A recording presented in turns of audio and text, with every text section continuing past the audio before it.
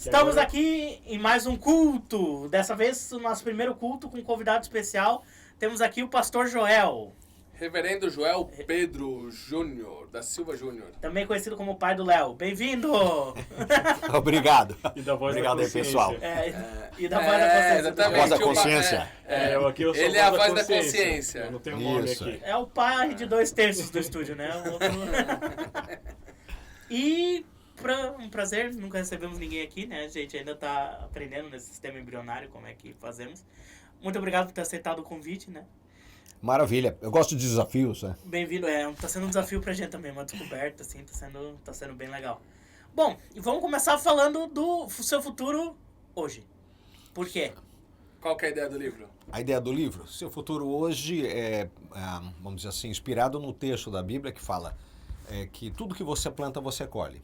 É a lei da semeadura, né? Então, a grande maioria das pessoas, elas vivem hoje de uma forma inconsequente e elas têm um desejo imenso, anseiam por um futuro maravilhoso. Só que elas estão plantando, elas estão se comportando da pior maneira possível. Na realidade, elas estão se sabotando. E aí, então, o futuro não vai ser legal. Então, esse livro eu inspirei na minha turma de bicicleta, eu gosto de pedalar, coisa e tal. Fala do seu futuro hoje. E se você não pensa no que você está fazendo hoje, pode esquecer do futuro. Essa é a ideia, né? Então, o livro, ele é um livro que tem princípios da palavra de Deus, é um livro de ajuda, né? Mais do que autoajuda, né? Porque autoajuda para mim é sozinho, né? Você se vira sozinho para chegar em algum lugar. Eu prefiro de um livro de ajuda, onde você pode encontrar alguém, de imediato encontrar na pessoa de Jesus Cristo as mais importantes lições e parâmetros para você ir com a tua vida em frente. Essa é a ideia. Cara, olhando esse título de largada, assim, eu já acho que tu já chama as pessoas para um desafio de largada, assim, nesse título, que é o viver o hoje, o agora, né? Eu acho que isso é um grande mal que a gente tem hoje em dia de ou eu tô muito triste pensando no passado, ou eu tô muito aflito pensando no futuro, né? E o teu título, o teu livro já traz com uma provocação de pensar no hoje. É um desafio, cara. Sim. Realmente é difícil Seu pensar no futuro hoje. hoje, né? Sim. Seu futuro hoje. Se não for agora, quando? Exatamente. Né? Eu, depois dos 60 anos, eu fiquei muito mais prático com isso, né? Eu já passei dos 60, né? Vocês não? Que bom, né? Amém. Estamos longe, né? Vão poder chegar lá, né? Quando Eu vocês espero. chegarem lá. E a verdade é que você se dá conta de que depois dos 60 você tem mais passado que futuro. E aí então você pensa, e agora, né? O que eu faço? Então cada dia é precioso. Cada dia da minha vida, cada hora, cada livro que eu leio, cada experiência que eu tenho hoje e agora, é a coisa que eu coloco mais expectativa. É no meu hoje, no meu agora. E isso melhora a minha qualidade de vida para hoje, meu humor, minha alegria, e eu posso encarar cada dia como um presente de Deus. Eu não quero perder um dia da minha vida. Quanto tempo eu tenho para frente? Eu não sei, ninguém sabe. Tem gente que vai embora antes dos 20 anos. Eu já fiz enterro de gente com 12, com 13, com recém-nascido e também com gente de mais de 90 anos. Então, acho que na minha carreira pastoral, né, desde os 22 anos, eu pude ver e testemunhar a história de muita gente e ver o que deu certo, o que não deu, ideias, teses que foram verdadeiros desastres, né? Gente que você pensou que não ia chegar em lugar nenhum e aconteceu o contrário. Essa pessoa aproveitou o hoje e a história dela, o futuro dela, depois de você ser assim, espectador, né? Porque você, como pastor, você acaba sendo espectador de todo mundo, né? Na igreja. Eu falo que eu sou igual o pai vendo as crianças no parquinho, no playground, né? Brincando, você fica só olhando. Aí um passa ali debaixo da gangorra, quando o outro está descendo, fala, ui, caramba, quase, né? Já viu aquela criança que passa atrás do balanceio, aquele balanço vai com tudo, volta, vai dar na testa, vai abrir a testa, vai tomar ponto, e passa 1 milímetro, o outro ali cai. Eu sou esse pai, né, de todo mundo que fica olhando no parquinho, vendo o que eles estão fazendo, né? Para mim, a minha observação da vida é como as crianças no playground. E aí você vê quem vai em frente e quem não vai. E por quê, né? O porquê que não deu certo. E o porquê que gente que tinha uma perspectiva tão difícil, tão complicada, conseguiu superar, conseguiu dar a volta, porque ele mudou a sua pegada de vida, mudou a sua abordagem a cada dia e ele chegou num lugar bacana. Legal. Eu tenho uma pergunta, acho que para fazer para ti e para o Tonico, acho que para a gente falar um pouco sobre isso. Né? Vamos pegar um pouco esse tema, né? O seu futuro hoje, aquilo que a gente já plantou, aquilo que a gente já fez. Começar pelo Tonico. Tonico, qual foi a tua pior plantação? Nossa, Eu próprio pensando, tipo assim, Uma cara, só, né? já. a minha pior semente, Já, cara. essa eu tenho na ponta da língua. É? A minha obesidade. É. Foi agora tá sendo um inferno desplantar, mas foi a minha pior plantação. E isso não foi por falta de aviso, não foi por falta de... Foi por falta de maturidade, né? E pesa. Cara, eu tinha 15 anos, depois eu vejo, daí eu não consigo pegar meu sobrinho no colo hoje, sem arfar. Chegou a colheita, né, cara? Então a minha pior plantação, essa eu tenho na ponta da língua. E pra desplantar tá sendo um... Desconstruir é difícil, né? mas tu comecei. O meu futuro hoje já tá começando, mas não é fácil. Mas de longe, essa eu tenho na ponta da língua, cara. Não precisa ir muito... Mas acho que é isso que tu falou, cara. O seu futuro hoje começou, né? Sim. O Tonico tá treinando, tá fazendo boxe, tá se pegando, né, cara? alimentando. Então, assim, eu acho que é isso. Eu também acho que se a gente ficar preso no futuro, pensando só no futuro, eu acho que a gente esquece de viver, né? Eu acho que o legal desse livro é isso, né? O seu futuro hoje. Gente, só pra quem não sabe, esse livro vai estar disponível pra vocês gratuitamente, tá bom? Ah, é o meu verdade, pai, tem que ele fazer o vai... jabá. ele tá dando esse livro de presente pra você que está aí nos assistindo, nos ouvindo. Vai ter aí o link pra você acessar depois, poder baixar, poder compartilhar. Né? É uma forma dele e nós estamos abençoando a sua vida de alguma forma. E você, pai, qual foi pra tua... Bom, são 38 anos como pastor? Não são mais, eu comecei com 22, hoje estou com 62, né? 23 anos eu fiz pastorando, então são 40 anos. 40 anos. 40 anos Nos 40 anos de pastorado, qual foi a tua pior plantação? A tua pior semente? Que tu fala assim, tu se arrepende ou que já passou, não dói nada, mas que você fala, cara, me arrependo disso daqui.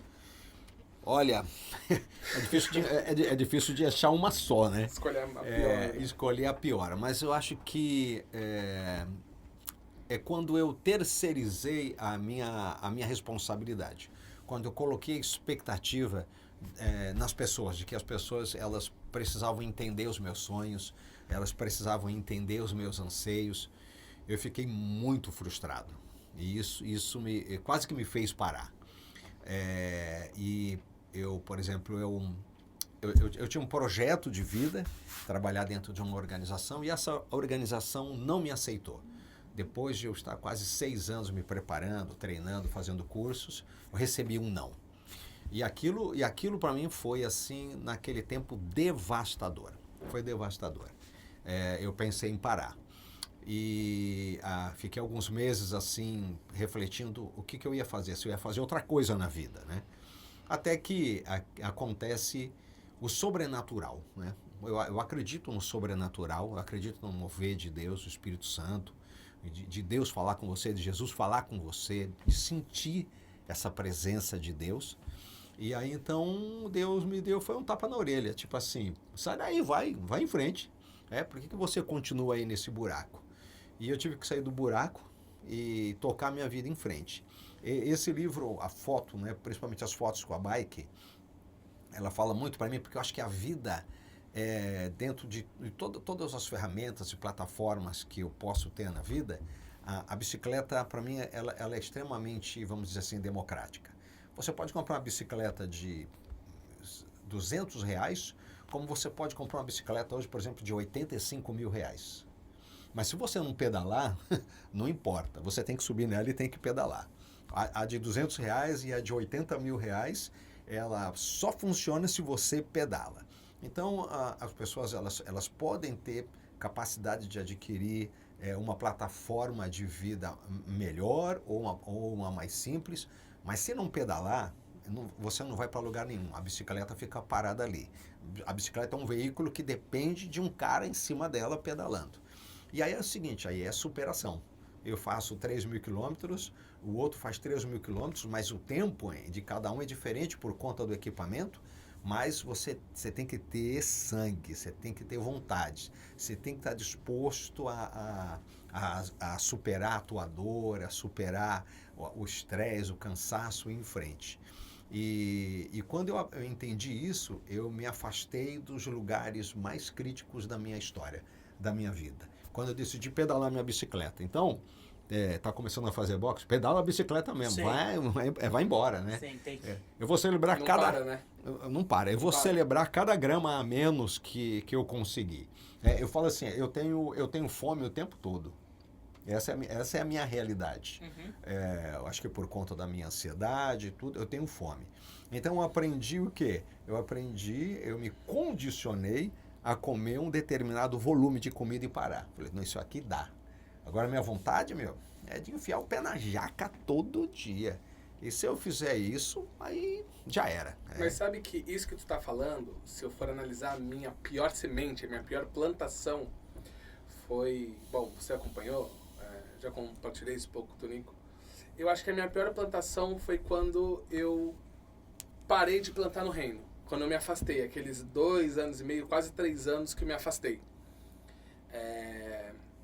Eu acho que foi a minha pior plantação, cara, porque eu parei de estar na presença de Deus.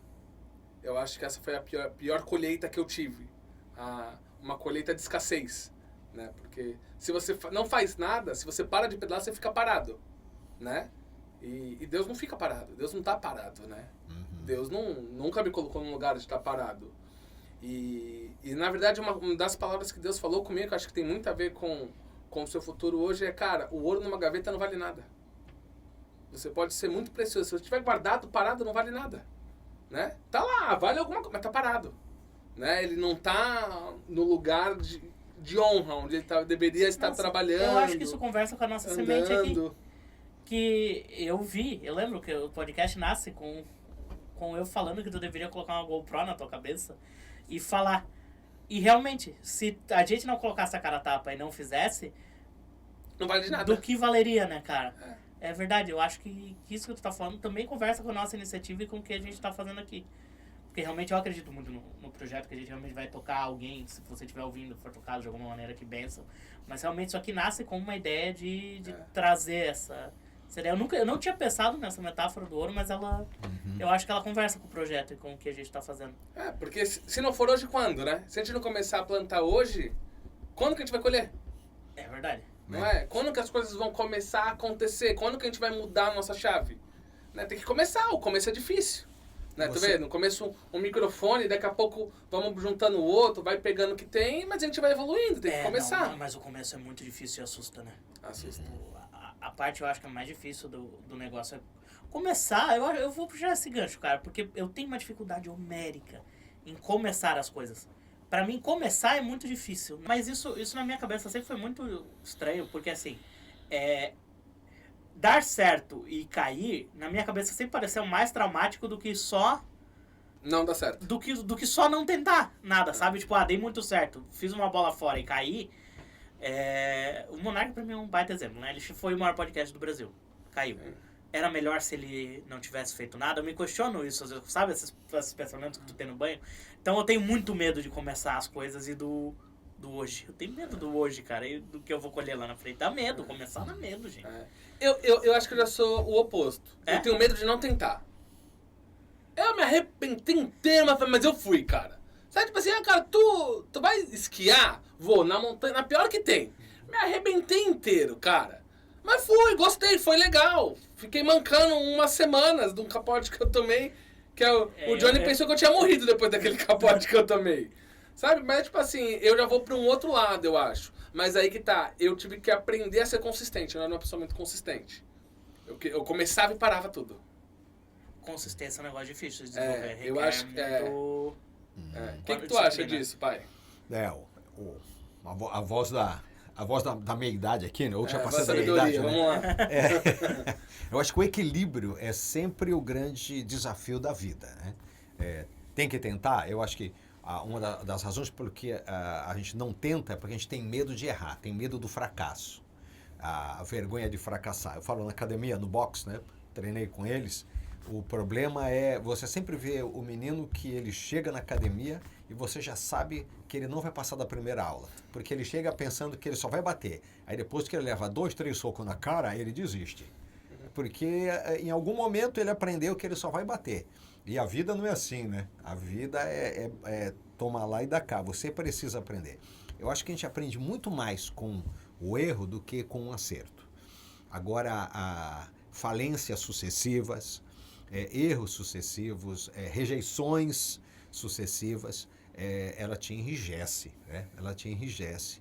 Ela deixa claro para você que é isso mesmo. O mundo não é justo, Simba. Ninguém está nem aí com o teu sonho. É só você. E normalmente quando você conta um sonho, aí você ganha inimigos, você polariza. Lembra o caso do José, do Egito, né, que foi para o Egito. Ele conta o sonho para os irmãos dele, a família quer matar ele. Ele sempre enfrentou o período de prova, o período de dificuldade, de entre safra, até o momento dele conquistar. Eu acho que não tem outro caminho na vida. Hoje eu falo, eu vejo isso. Você tem que tentar. É lógico que você não pode ser totalmente inconsequente ao ponto de comprometer a tua família, de comprometer quem está à tua volta, né, de prejudicar a gente, mas e até prejudicar você, de ficar com uma sequela irreversível. Mas eu não vejo que a vida é diferente. A vida é você tentar e você tentar. Dá certo ou não dá certo, você vai ajustando e você vai em frente. Como está falando da bicicleta, você cai, você se esborracha e você levanta e tenta de novo até que você domina a técnica. Mas não tem nenhuma garantia que não vai cair. Você depende de terceiros, quebra uma parte do equipamento. E eu acho que um dos problemas que as pessoas têm quando elas sofrem um fracasso, um revés, uma falência, é que elas confundem muito o que elas fazem com o que elas são. Esse problema da imagem, esse problema da identidade. Eu não sou o que eu faço. Eu não sou o que eu faço. Eu sou muito mais do que aquilo que eu faço. Aí eu disse, você é pastor. Você é pastor de uma igreja, tudo. O ser pastor não significa que eu sou somente o gestor daquela comunidade. É como o cara que ele é um CEO de uma grande companhia e no momento que ele se aposenta, ele entra em parafuso, porque ele perde o senso de importância e o senso de pertencimento, porque ele sempre se referia à empresa como nós. E o dia que só tem ele não sabe o que ele é. Então eu sempre tive essa preocupação e passo para vocês, né, pessoal, essa preocupação, uma coisa que eu sei que eu sou. Eu sou filho de Deus, é isso que eu sou. Agora, as coisas que eu faço profissionalmente, assim por diante, eu enxergo como oportunidades. Já fui piloto, eu sou pastor, sou psicanalista, eu sou radialista, apresentador de programa de televisão. Eu tive muitas oportunidades na vida. E todas elas aconteceu isso. Eu estava e deixei de estar. Mas nunca deixei de ser o Joel, quem eu sou. Eu sou mais do que o título, mais do que a patente, mais do que a divisa, porque se eu não me enxergar assim, eu posso ser traído, eu posso entrar numa deprê muito fácil, por conta do quê? De perder o que eu estou fazendo. E quando eu sou quem eu sou, eu posso começar do zero a qualquer momento, eu posso me reajustar, né? Reajustar muito rápido e aproveitar as oportunidades que Deus coloca na minha vida. Eu creio que para essa nova geração que está aí, se me pedisse, ninguém pediu, né? Mas tudo bem, né? Eu daria esse conselho. Cara, você não é o que você faz. Se você se confunde com o que você faz, vai chegar uma hora que você vai ficar perdido, vai ficar abandonado. Quantas profissões que existiam e hoje não existem mais?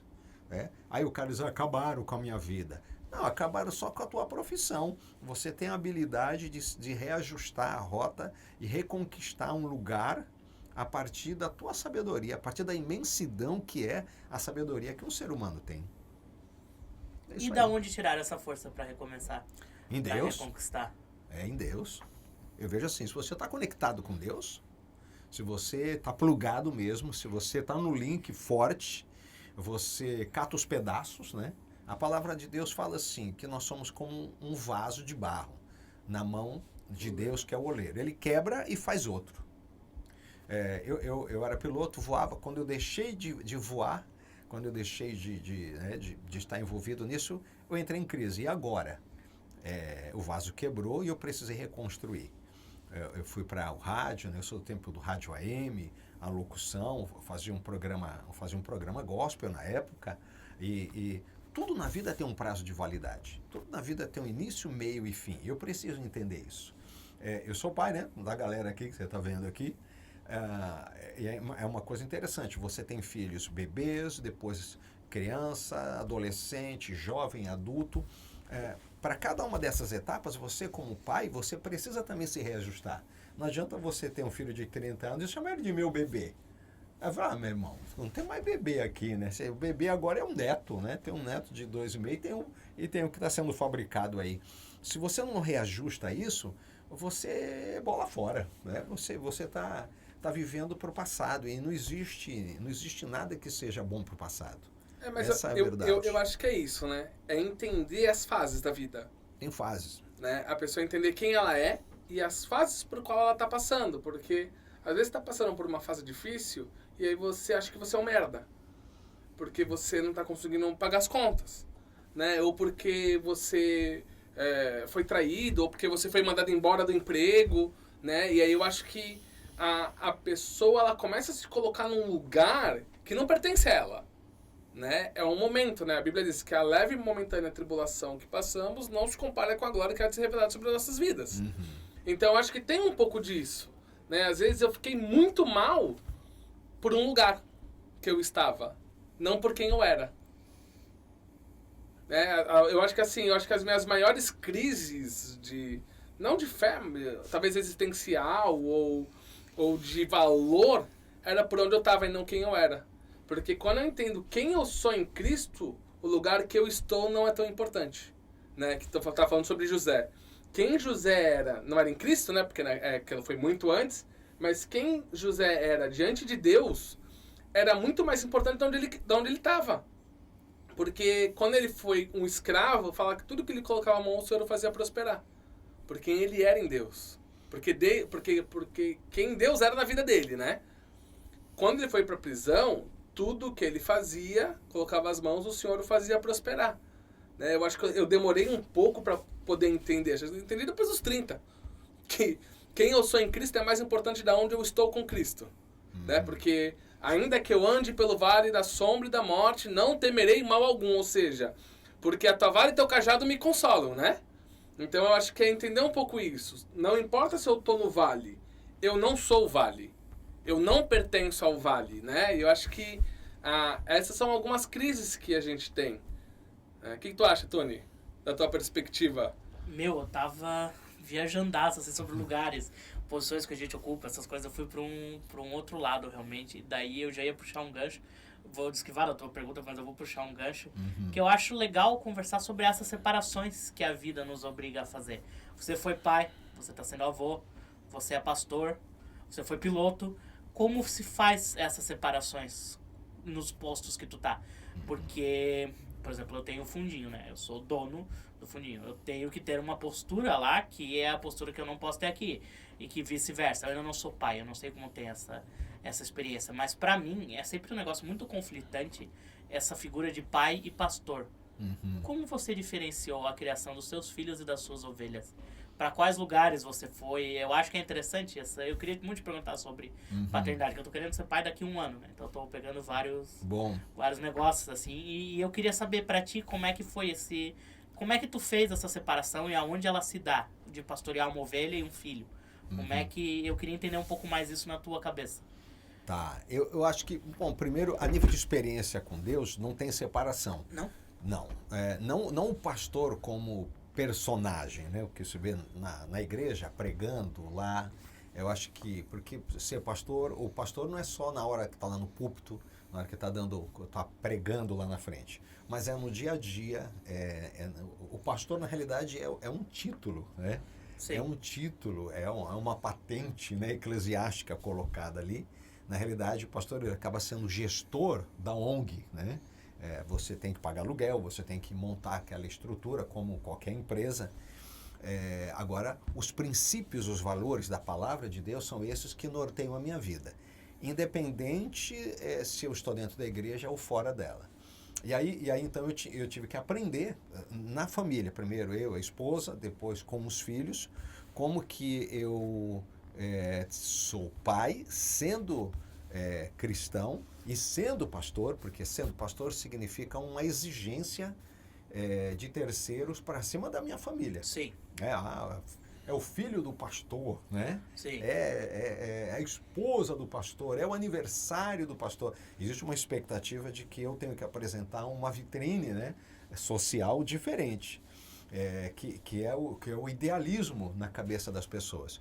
E eu tinha problemas com isso, eu tinha que pensar como que eu ia lidar com os meus filhos, sem frustrar, sem também falhar com eles, exigindo deles uma postura que eu precisava dar esse retorno, mas eles não. Eu queria levar eles, que eles tivessem uma experiência de vida com Deus. Nunca coloquei no meu coração que eles tinham que ser pastor também. Se fosse isso, bacana, maravilha, eu ia celebrar. Mas o que eu queria é que eles fossem homens de Deus, de caráter, de integridade, bons pais, bons maridos, e isso. Serem obreiros, serem missionários, serem cristãos, isso era o meu desejo do meu coração, que eles fossem homens de Deus, sendo profissionais liberais ou o que fosse. E agora, sempre eu tentei peneirar isso, né? Tentei separar. Não foi fácil, muitas vezes, porque tinha vamos dizer assim, tinha um radar, né, em cima de mim, tinha uma patrulha, né? Sim. Tinha uns scans enormes, né, em cima. Mas hoje eu acredito que, vamos dizer assim, proporcionalmente, razoavelmente, a gente foi bem. Errei. Errei, algumas vezes exigi demais, cobrei demais. Por exemplo, eu nunca gostei de videogame, né? Sempre, esses demônios tudo aí nesse videogame aí, isso daí, tô fora, né? Mas eu não sou da geração videogame, né? A minha geração videogame era do Atari. Não, antes do Atari, aquele que vendia no... Que era Television. Television, que tinha só um... Sei. Então, completamente, né? Fora de qualquer... do que existe hoje, né? Então, o videogame nunca foi minha área de consumo. Até hoje, por exemplo, eu ainda tenho bastante assim, dificuldade de olhar, de ver. Eles gostam, fazem parte, você faz parte disso, desse universo, né? E eu sou só espectador, olho e falo, eu não consigo ficar 3 minutos nessa parada aí. Às vezes ele estava jogando até uma labirintite nele. Onde eu fui na Lan House com ele, num Corujão. Eu falei, tá bom, então eu vou lá para ver. Corujão, existia esse negócio de Corujão. Aí eu fiquei assim, ó, começou a me dar ânsia de vômito, cara. Peguei tinha uma vertigem, porque era o que era aquele jogo? Era Call of Duty que você estava jogando? Call of Duty, E a tela fazia sim, assim, me segurei assim, eu falei, toma mal, já era, acabou. E assim, pela tua narrativa, tu se coloca bastante como espectador, em muitos momentos. Qual momento você tem que agir? Vamos te colocar na ativa, então. Qual é o momento para agir, para interceder, tanto como pai quanto pastor? Eu acho legal essas coisas, porque tem momentos que tu vai ter que deixar os teus filhos irem na gangorra, tomar uma gangorrada para ver se acorda. Assim como tu vai ter que deixar as tuas ovelhas fazerem isso. Mas com um filho que nasceu da barriga da tua mulher... É diferente. Então isso que eu queria Vamos alimentar mais essa pergunta? Vamos. Sim. Qual foi o teu momento mais difícil, comigo e com o Johnny? Que nem foi um pessoal pra cacete, mas vamos lá. Assim, como legal, né? pastor, Estamos aqui, né? Estamos aqui, Já que tá né? aqui, vamos jogar um pouquinho mais de sal nessa pergunta. Eu acho que é importante essas separações. Porque tu vai querer uma hora deixar os teus filhos irem. E deve dar um medo. Eu já quero chorar pensando no primeiro dia que meu filho foi pra escolinha. Você é minha mulher, cara, que sofre pelo filho que não tem. Mas é que eu fico pensando no meu filho indo pra escolinha, eu não vou mais estar lá. Já dá um... São várias, por exemplo, eu acho que eu lembro de cada um deles, né? O momento que o Leonardo foi embora pro colégio interno, foi foi estudar fora, né? Que ele foi Interno não, né? Colégio interno, né? Um colégio interno Sim. aquilo, né? Você foi pro CTM, o treinamento missionário, é um sim, colégio sim, sim. interno, ou seja, Aham. vai para ficar um ano. Quando eles saíram de casa no contexto de viajar, ir para outro país, e eu perdi o controle de estar com eles. Uma outra crise foi, por exemplo, quando eles amadureceram ao ponto de todas as férias, nós saímos juntos, para ficar no mesmo lugar, para passear junto. E aí, de repente, eu saio de férias com a esposa e eles não vão mais, porque eles estão trabalhando, estão estudando, não querem ir para o mesmo lugar. Isso foi bem frustrante, isso deixou a gente bem preocupado. Quando eu deixei o Léo na Argentina, no seminário, ele tinha 19 para 20 anos, né? 19 anos, eu dei tchau para ele, entrei no avião com um nó na garganta, né? Que eu deixei meu filho sozinho em um outro país para se virar e não falava um A de espanhol. Hoje ele fala normal. Ele não sabia pedir um baço, não sabia pedir uma água em espanhol e ficou sozinho lá, né? Em 3 dias ele queimou o cartão de crédito e pronto, não tinha mais a senha. Aí ficou sem dinheiro. Quando o filho voa, né? Quando eles vão viver a vida deles, eles decolam e você não faz mais parte, você passa a ser espectador, uma ruptura muito dolorida. Quando eles casaram, já foi, tipo, que legal, agora eles têm a família deles. Mas, tipo assim, eu sempre procurei, eu acho que eu sempre fui meu perfil paizão, né? Sempre de estar ali, como diz assim, dentro do tanque de guerra, se precisar me chama que eu vou aí. Mas chega um momento que você entende que eles têm que derrubar o gigante deles sozinho. Enquanto eles não fizerem isso sozinho, eles não conseguem. Não é homem, né? Vamos dizer. Você tem que vencer sozinho, sem ajuda de ninguém. Ninguém assim, sem ajuda do pai, da mãe. Quando eles começam a escolher a esposa deles, a mulher que eles vão casar, porque o pai pensa assim, deixa que eu escolho para tu, que eu sei melhor do que tu. E aí, então, de repente, eles escolhem a esposa e dizem, caramba, você escolheu, tomara que dê certo, né? Você fica... eu acho que ser pai é viver um monte desses momentos muito difíceis. Eu tenho que enumerar quantos, né? Quando eles foram para a academia, aí eu fui junto. Quando o Léo foi para o escoteiro, eu fui junto para o escoteiro, que eu queria estar junto com ele. Eu fui para a academia treinar sistema junto com o Jonathan. Eu queria estar junto com eles. A nossa vida no dia a dia. O segundo banho na maternidade que o Jonathan teve, fui eu que dei o banho nele. O Léo também, desde pequeno, eu queria estar junto com os meus filhos, né? E Deus me deu essa oportunidade. E eu sempre me esforcei para isso, para não ser um personagem. Eu queria ser a mesma pessoa em todo lugar, em todos os lugares. É lógico que eu entendo que cada lugar tem um código de acesso, tem uma conduta, né, que condiz com o lugar, com o ambiente, mas eu sempre quis ser essa pessoa que está aqui e que está em todos os outros lugares. E eu vejo que funcionou. Eu nunca quis vender uma vitrine, vender uma coisa que eu não sou. Eu falo pra galera da igreja lá, eu já estou aqui há 20 anos, dá para vocês verem. Se vocês quiserem outro, é melhor pensar, porque eu sou esse negócio aí, ó, vocês estão vendo, eu falo mesmo, eu não tenho problema, eles sabem, eu não tenho problema de falar quando eu piso na bola. Um dia eu arrumei uma briga no trânsito. Ainda bem que o cara foi embora, senão eu ia apanhar, o cara era gigante. Mas o cara estava bêbado, quase me derrubou, né, de bicicleta e eu parei, briguei com ele, e no caminho o Espírito Santo falou, o que você está fazendo, cara? Tu é doido? Ainda vai apanhar, ainda vai envergonhar o Espírito Santo ainda, né? E eu falei de púlpito isso. Eu falei assim, então, tem uma hora que eu também sou confrontado com relação aos princípios e aquilo que eu prego, né? O que eu prego, primeiro, é para mim. O que eu falo, eu tenho que vestir essa carapuça. E eu trabalhei com os filhos a minha vida toda da mesma forma. Talvez uma das coisas mais difíceis com filho, aí pode perguntar para eles, né? É quando você, como pai, erra e tem que pedir perdão para eles. Dizer, pô, caramba, foi mal, desculpa, eu errei. Que nem eu falei, game, né? Eu vi eles jogando videogame, vontade de pegar o computador e dar com um taco de beisebol. Vou quebrar essa miséria, essa desgraça. Pá, pá, pá. Eu nunca fiz isso, né? Quebrei uma paulada, não, né? Eu tinha vontade, queria. Nunca fiz. Mas assim, na mente, sabe aquela coisa assim, na minha mente, agora eu já quebrei esse negócio em 1000 pedaços, né? Uma parada dessa eu nunca fiz. Porque eu não gostava daquele troço, a minha leitura de que aquilo ali não era bom. Era outro momento também na história Sim. da igreja. Todos os jogos, eles eram batizados no sangue de Satanás, quase, assim. Teve um... Mas é que se for pro Shaw, que era produzido de conteúdo daquela época, ainda tinha uns jogos meio, né? Tinha, Eu não consigo pensar num jogo assim que era...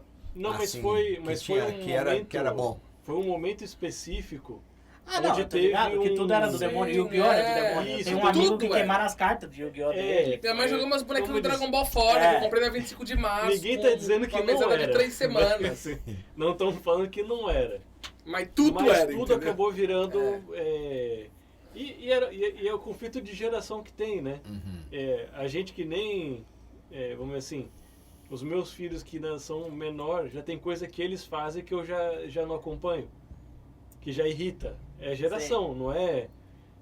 se eu tivesse um filho hoje... É, que se o teu problema fosse o Atari hoje em dia, né? Mas tu tá competindo com o Lucas Neto, com o Felipe. Exato. Com, a competição tá desleal A hoje. competição hoje é... O assim, único aliado é o Três Palavrinhas, né? Três Palavrinhas coisa do mundo. É tipo o Scott Pilgrim, né, cara? Três Palavrinhas é o último, brutal, o último dos né? moicanos desse mundo. brutal, né? É Sim. brutal o negócio. adolescente. Mas, gente, voltando para esse tema, e aí eu quero falar um pouquinho, acho que, sobre isso. E sobre o tema que a gente tá falando, né? Sobre o seu futuro hoje, sobre a sua semente. Cara, são 3 coisas que aqui eu ouvi muito as pessoas falam assim, cara, um dia eu quero conhecer teu pai. Eu acho que tem 3 pontos que são muito importantes, e aí eu quero colocar isso daqui, não só para falar do meu pai, enaltecer ou algo assim do tipo, para honrar também, mas assim, eu acho que primeiro ponto, a semente tem que ser verdadeira. Sabe? A semente, para ela vingar e dar um fruto bom, ela tem que ser verdadeira. Você não pode plantar maçã vendida como limão, sabe? Então, assim, eu tive uma criação muito verdadeira, né? Então, assim, eu posso falar de verdade do meu pai, porque eu conheci meu pai de verdade, né? Tem 3 pontos que hoje, quando eu paro pra analisar, eu sei que eu cresci com isso, que foi o quê? Cara, eu tive um pai que ele sempre foi verdadeiro, né? Sempre lutou para ter um caráter irrepreensível, ninguém é perfeito, né? E eu não sou perfeito e eu tento ter um caráter porque foi o caráter que eu vi do meu pai, né? E eu acho que sempre foi verdadeiro, né? E essa fé em Deus, essa dependência em Deus, né? Porque eu acho que tem um pouco disso também. Eu nunca senti cobrado como filho de pastor do meu pai, da minha mãe, mas da igreja sim. Mas eu nunca tive esse problema dentro de casa. Porque sempre foi muito verdadeiro, né? Falar, cara, eu quero que você seja um homem de Deus. Não quero que você seja um pastor, não estou preocupado se você vai ser um missionário. Né? Eu quero que onde você estiver, você seja um homem de Deus. Né? Então, assim, olhar isso, sabe? Um caráter irrepreensível, uma fé inabalável no Senhor, né? E ser verdadeiro. Eu acho que falta um pouco disso no mundo. Eu acho que um dos grandes desafios da vida é você não viver um personagem. Muito embora todo mundo gosta de ter um personagem, né? Mas é essa busca pela inteireza, por eu ser quem eu sou, sem grosseria, né? Sem estupidez, sem ser insensível. Mas eu acho que a minha identidade é exatamente aquilo que eu sou. É o meu melhor. Acho que é o meu melhor. Não é a capa de super-homem, né? Não é a fantasia. Porque quando eu vivo um personagem, chega uma hora que eu não vejo a hora de chutar o balde, jogar tudo isso e dizer, agora eu vou falar umas verdades aqui. Já viu quando o cara diz, ué, até agora era mentira, né? O cara diz, agora eu vou falar uma verdade. Mas era o que eu pensava que estava acontecendo. Então, eu acho que o melhor, o ótimo, o ideal da vida é essa busca pela verdade, essa busca pela inteireza. E é o que Jesus disse, né? Conhecereis a verdade e a verdade vos libertará. Essa interpretação, essa compreensão, às vezes ela é levada para o lado muito religioso, né? Muito e eu prefiro manter o pé no chão, né? Quando estiver no céu, aí a gente tira o pé no chão. Mas aqui, eu acho que esse contato com o mover de Deus é para essa vida, é para esse dia a dia, para minhas questões mais básicas. E eu acredito que eu me respeito porque eu me permito me ver a partir dos meus erros. E quando as pessoas veem os meus erros, elas também podem testemunhar o que eu fiz a partir do momento que eu me dei conta que eu estava errado. ela viu que eu pedi perdão, quanto tempo demorou para eu reconhecer. Porque tem gente que leva a vida inteira e não reconhece. Nem que seja a última coisa que eu faço nessa minha vida. Pô, tu vai levar a vida toda nisso daí. Então, a igreja que eu dirijo hoje há mais de 20 anos, estou lá com o pessoal, os meus filhos aqui, o pessoal, vai ver quando eu acerto, mas vai ver quando eu erro. E o que acontece quando eu erro? Eu acho que esse é o suprassumo. Porque você, não, o cara, quando erra, ele demora um pouco, mas depois ele volta atrás, ele pede assume, perdão, né? cata os pedaços, ele Isso é muito assume. masculino também, né? Assumir os teus erros e tentar reparar. Banca, né? Banca que tu errou e... Parcela o cartão, né? Sim. Paga a prestação porque não dá para pagar à vista, mas começa de novo. Eu acho que é isso que é por aí. Leonardo. Não, e assim, eu acho que eu queria trazer um pouquinho uma experiência que eu tive há um tempo atrás e que eu acho que vai casar muito com o que a gente tá falando. Que é, cara, o seu futuro, ele é seu.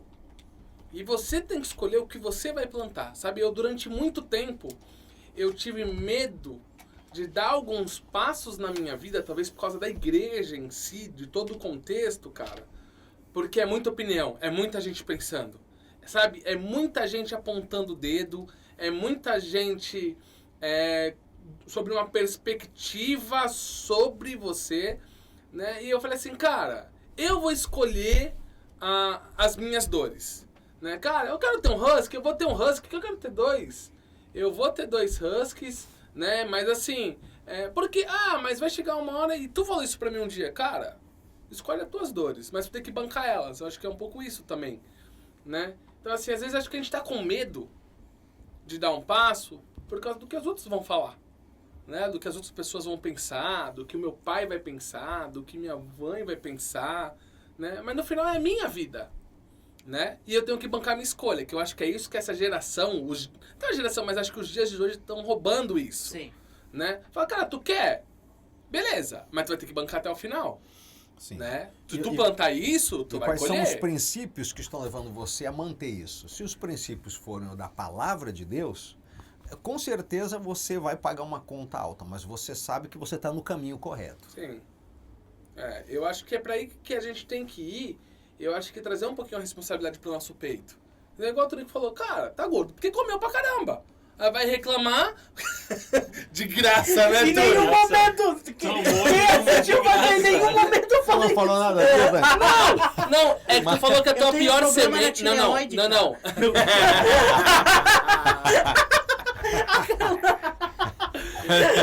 Comendo Não todo vai. lanche e a tireoide, né? Não, mas entende? Eu acho que mas esse, cara, verdade. foi a minha pior semente. Eu engordei por causa disso. Não adianta eu querer achar ruim E tem agora umas sementes que são gostosas de plantar, né, cara? Meu, Mas são amargas de colher, né? foda. É É isso, precisei soltar isso, não tem outra palavra. Então, complicado. mas é que tá, tem um princípio bíblico, cara, que eu gosto muito, que ele fala assim, que a semente a gente planta chorando. A plantação é chorando, A plantação boa é chorando, né? né? Você tem que chorar plantando, cara. Porque plantar coisa boa é um sacrifício. Você planta, aí, cara, às vezes o negócio vai demorar 10 anos, 20 anos, 30 anos pra crescer, né? É um negócio, cara, você tá plantando numa terra árida, você tá brigando, tirando os bichos dali, alguém querendo vir roubar, você tá chorando todo dia lá, né? Às vezes você tá plantando, cara, você vai plantar na vida do seu pai, da sua mãe, a vida inteira chorando, cara, né? Pra que lá no futuro tenha uma colheita de salvação pra sua família, né? Pro teu negócio. Às vezes você vai plantar no reino de Deus, mesmo que a colheita não seja pra você, seja pro reino, né? Mas eu acho que a gente tem que aprender a puxar um pouquinho a responsabilidade. Eu acho que a gente tá perdendo isso. A verdade é, você quer ser um vencedor, você quer ter sucesso, você tem que viver os ciclos, você tem que entender que tem um tempo que você tem que trabalhar sem ver nada em volta. Quando o pessoal fala, você é pastor todo esse tempo, como que foi? Eu falei, meu irmão, porque são 40 anos trabalhando e são 40 anos acreditando na mesma coisa. Eu acredito que Deus vai dar vitória e é dia após dia. Tem tempo melhor, tem tempo pior. E é o ciclo. Você sabe, o Jacó, né, ele, personagem da Bíblia, da palavra, ele trabalha 20 anos para o sogro. O salário dele é mudado 10 vezes. e depois de 20 anos ele é mais rico que o sogro. Aí ele fala, de dia o sol me queimava, à noite a geada me consumia. Mas ele viveu o ciclo do rebanho. Ele tinha ovelha, ele tinha boi, vaca, ele tinha todos os bichos. E aí você pega o ciclo de gestação de cada animal. A ovelha, a vaca são 9 meses. A ovelha são 6 meses e assim por diante. Se você quer ter um rebanho grande, você tem que trabalhar o ciclo. A cada 9 meses um bicho vai ter um outro, vai ter um filhote. E você tem que cuidar desse filhote até que ele tenha maturidade para começar a reproduzir. Então foram 20 anos de fidelidade, 20 anos de constância. Aí no final de 20 anos o rebanho dele era maior do que o do sogro. Ninguém que não pagar o preço de viver os ciclos vai conseguir. Essa é a verdade. E hoje é uma sociedade muito líquida, né? Todo mundo quer depressa. A internet nos deu essa ideia de que as coisas acontecem fora do tempo. Mas não é verdade.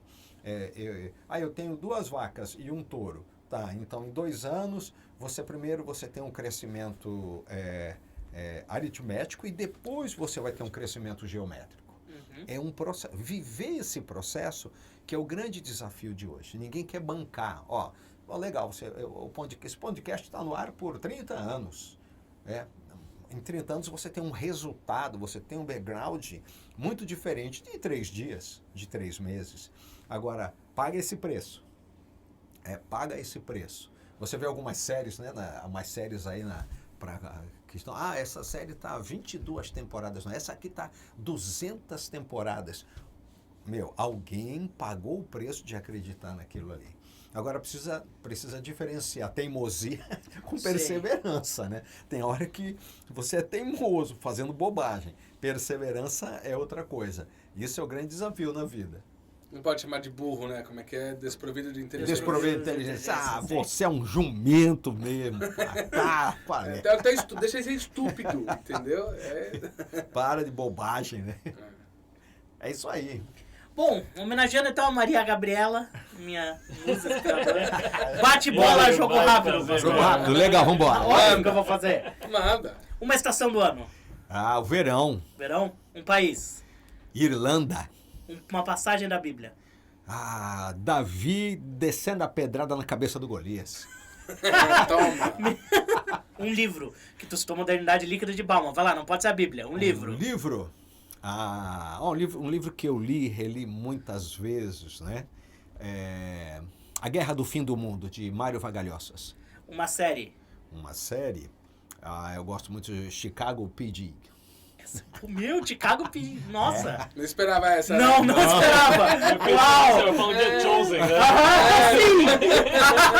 Sim. E uma música, pra encerrar. Uma música que eu gosto muito é O Maior Pintor do Mundo. De quem? Eu esqueci o autor. O maior pintor do mundo. O maior pintor do mundo. Não, direto autoral, Johnny. Está pintando a minha história. Pesquisa aí que você vai saber qual que é a música. Pronto. O maior pintor do mundo. Queria muito agradecer o teu tempo, a tua presença, viu? Maravilha. Foi um prazer. Também Obrigado foi um a você prazer. que nos acompanhou. Esse foi mais um culto, nosso primeiro culto com convidado.